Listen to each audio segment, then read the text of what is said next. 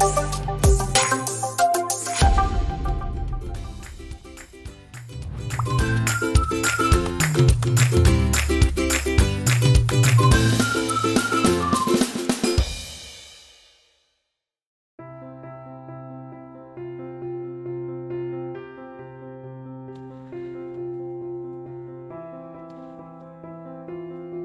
berikutnya adalah priority ya. Priority yang preemptif.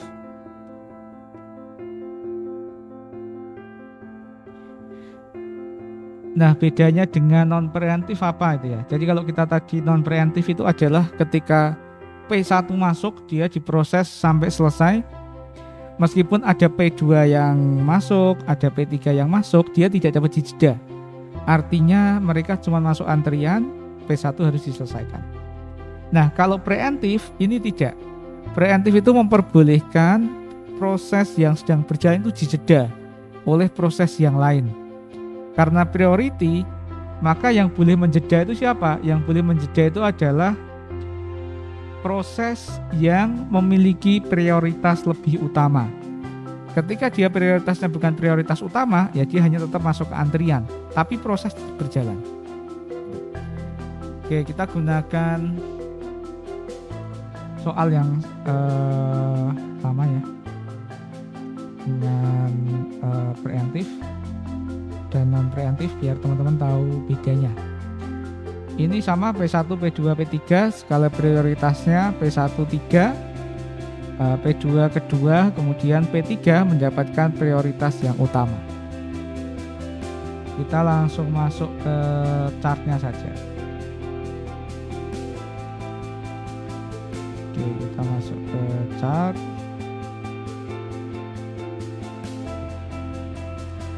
Proses selalu dimulai dari waktu ke 0 gitu ya. Ada proses yang datang ataupun enggak, selalu dimulai dari proses atau dari waktu ke 0.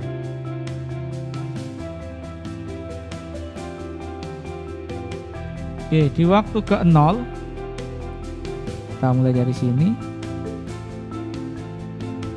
P1 masuk nih dengan burst time 9. Karena ini non preemptif, nanti ketika ada proses yang lain maka terjadi pengurangan. Ketika ada yang masuk, ada yang menjeda, maka terjadi pengurangan burst time karena preemptif. Oke, di waktu ke-1 P2 masuk nih. Ini kita proses 1 ya. Karena preemptif, maka nanti P1-nya itu tinggal 8 berkurang.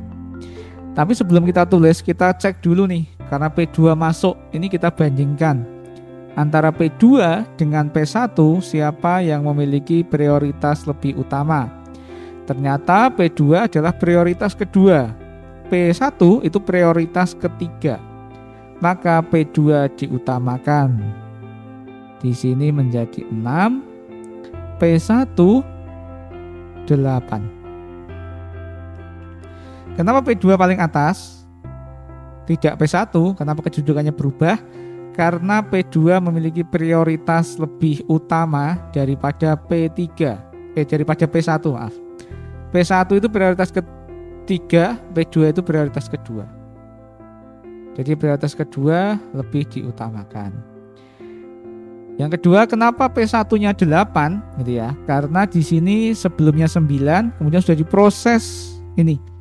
P1 sudah diproses, maka 9 dikurangi 1. Prosesnya dari 0 sampai ke 1, maka 9 dikurangi 1 menjadi 8. Itu ya, karena boleh menjeda kalau preemptif. Oke, di waktu kedua ini kedua ini masuk nih, berarti ada yang menjeda. Karena ada yang menjeda, maka P2 kita jalankan. Di sini P2 diproses nih, berarti nanti 6 dikurangi 1. Karena dari 1 sampai ke 2 itu 1, maka 6 dikurangi 1, maka P2-nya ini menjadi 5. Tapi ternyata di sini P3 masuk nih. Ini harus kita bandingkan dulu siapa yang memiliki prioritas lebih utama. Ternyata P3 masuk dengan prioritas ke-1. Nah, maka dia adalah prioritas yang paling utama di antara P2 dan P1. Maka di sini adalah P3 dengan 3, kemudian P2 dengan 5, dan P1 dengan 8. Yang diproses hanya yang paling atas, yang dikurangi hanya yang tampil di atas ini. Yang lainnya tidak ada pengurangan. Jadi jangan sampai P2 dikurangi, P1 juga dikurangi jadi 7. Karena dalam satu waktu hanya bisa menjalankan satu buah proses. Oke, di sini masih ada yang mau menjeda enggak? Oh, ternyata udah enggak ada nih. P1, P2, P3 udah masuk semua. Di antrian juga sudah ada. Sudah ada P1, sudah ada P2, sudah ada P3. Maka tinggal kita eksekusi P3. Waktu terakhir P2 itu adalah 2. Kemudian kita tambahkan dengan berstemnya P3 itu adalah 3. Maka 3 tambah 2. 5. P3 selesai di waktu kelima. Tinggal P2 dengan 5 dan P1 dengan 8. Yang kita jalankan P2 dulu karena P2 memiliki prioritas lebih utama daripada P1. Oke, kemudian kita proses P2, 5 ditambah 5, P2 selesai di angka 10. Tinggal P1 dengan 8. Terakhir berarti sini 18 P1. Kalau kita lihat dengan non preemptif tadi sama ya. Selesainya sama-sama di 18, tapi prosesnya agak beda nih, agak banyak nih. P1-nya 2 kali nih, ada yang depan, ada yang belakang. P2-nya 2 kali, yang depan, yang belakang. P3-nya hanya sekali. Jadi ada 1, 2, 3, 4, 5, ada 5 proses. 5 kali proses yang berjalan kalau kita pakai preemptif. Kalau pakai non preemptif hanya ada 3 saja. Oke, konsepnya seperti ini ya.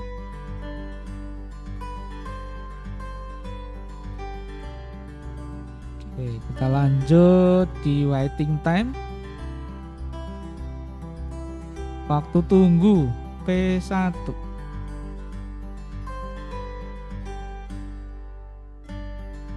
Semakin banyak proses yang berjalan, mencari waiting time-nya juga semakin panjang. Karena kita harus menghitung semua proses yang ada di dalam chart.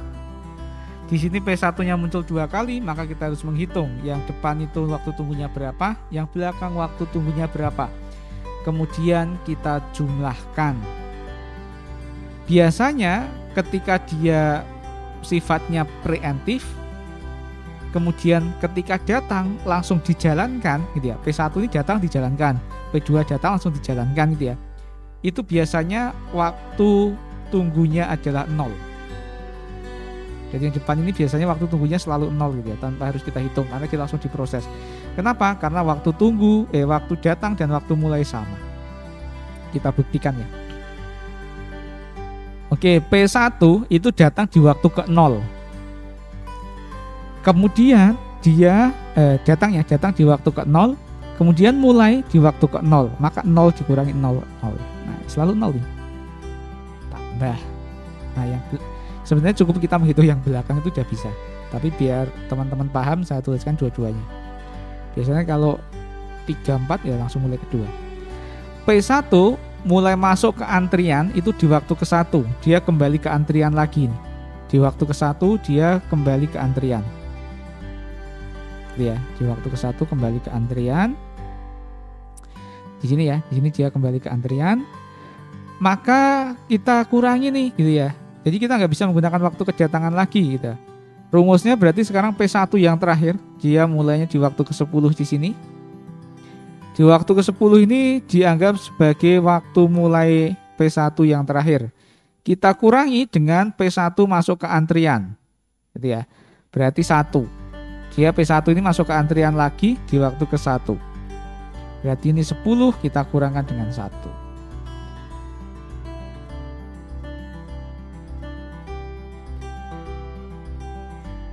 Oke ya, berarti sini 10 kita kurangi dengan 1. Hasilnya adalah 9. P2 salah. P2 itu waktu mulainya 1 gitu ya. Dikurangi dengan waktu kedatangannya 1, 0. 0 kan? Biasanya kalau datang langsung mulai itu biasanya 0. Kemudian kita tambah nih yang belakang P2 yang pertama itu terakhir tuh masuk ke antrian gitu ya. Ketika dia diproses selesai di waktu kedua, kemudian di waktu kedua dia masuk ke antrian. Waktu ke antriannya 2. Kemudian dia mulai diproses lagi itu di waktu kelima. Gitu ya. Maka di sini adalah 5 dikurangi 2. 3. Kemudian ada P3. P3 waktu mulainya 2. Waktu kedatangannya berapa? Waktu kedatangannya 2. 2 kurangi 2 0. Karena dia nggak pakai nunggu nih. Datang di waktu kedua langsung dimulai. Contohnya kita ke rumah sakit nih, datang jam 3. Wah, nggak ada orang nih, langsung dipanggil. Nah, kita nggak nunggu nih. Oh, silakan, kosong, tidak ada yang mengantri. Nah, langsung masuk. Nah, kita nggak pakai nunggu. Kemudian kita cari rata-ratanya, average waiting time 9 ditambah 3 ditambah 0 dibagi 3, 12 ya, sampai kita 4. Ini rata-rata waktu tunggu. Kemudian kita cari satu lagi, namanya TAT, turnaround time. P1 kita cek nih waktu mulai, waktu selesai ya. Jadi kita abaikan yang depan karena kita cukup cari tahu yang paling akhir. Contohnya ibaratnya P1 yang depan ini gini ya, datang langsung diperiksa, set. Selesai diperiksa, antri apa? Antri obat di apotek. Nah, antri obat sampai di sini. Kemudian di sini ngambil obat, selesai. Kemudian yang kita cari adalah berapa lama sih dia itu di rumah sakit sejak datang sampai pulang, gitu ya. Maka nggak perlu kita cek nih yang depan, kita cukup cek yang terakhir saja. Maka waktu selesainya itu adalah 18. P1 ya. Waktu kedatangannya 0, nggak pakai nunggu. Maka di sini P1-nya 18. P2-nya itu selesai di angka 10 nih, tapi dia datangnya di waktu ke-1. Maka di sini 10 dikurangi 1, 9. P3 waktu kedatangannya berapa gitu ya? Waktu kedatangannya 2. Waktu selesainya 5.